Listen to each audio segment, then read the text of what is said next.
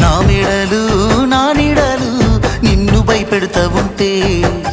వట్టి చేతులతో వస్తానమ్ము నన్ను పెళ్లి చేసుకుంటానంటే నా బాధలు